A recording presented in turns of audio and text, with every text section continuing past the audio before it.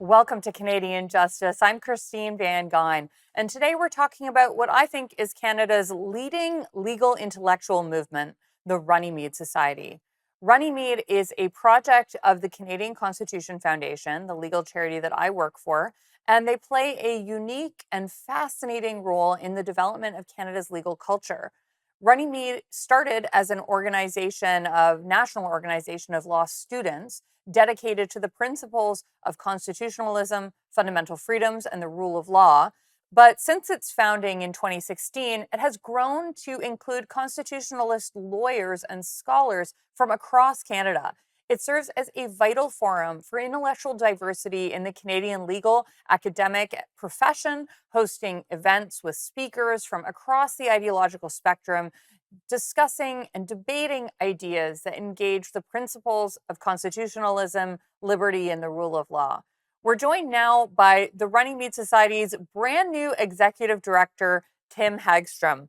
Tim, thank you so much for joining me today. Let's start with the basics. What is the Runnymede Society all about? And maybe where did the name come from? Well, thanks so much for having me on, Christine. And in terms of describing the society, I don't think I can do any better than what you said in your introduction. The name Runnymede is actually a reference to Canada's constitutional history. So a lot of people know that our 1867 constitutional text is inspired by the Constitution of the United Kingdom. If we go all the way back to the year 1215, that is when a very important document in that history was signed, and that's the Magna Carta by King John. The locale where that document was signed is the meadow called Runnymede. So that's the inspiration there. So maybe you could expand on what the goal of Runnymede is. I talked about how the guiding principles are constitutionalism, uh, fundamental freedoms, and the rule of law. But what's the mission of the organization?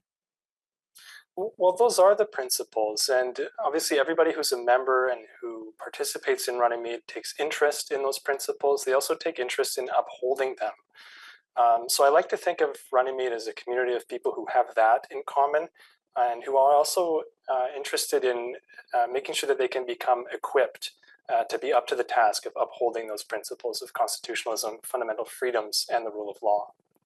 And why do you think that it's so important to emphasize those ideals? I think one of the things that stood out to me in law school was sort of the declining emphasis on all of these really important principles in legal education. Do you think that's accurate? Why is it so important to have an organization like Runnymede within the law schools emphasizing this? Well, I think it might be good to start by just quickly defining what those terms really mean. I think that will help us just remember why they're important.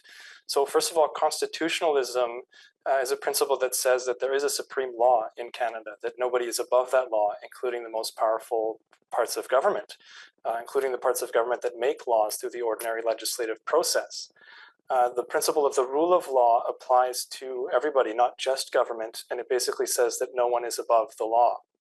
And then when we think about fundamental freedoms, these are freedoms that everybody enjoys that have constitutional status. They've been developed over time. They have deep historical and philosophical roots.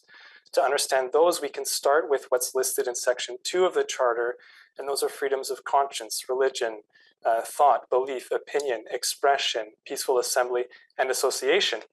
So I know a lot of your listeners will know all that, but I just wanted to define these principles. And while Runnymede leaves plenty of room for people to disagree and discuss, it does take a stand and say that those three principles are good things.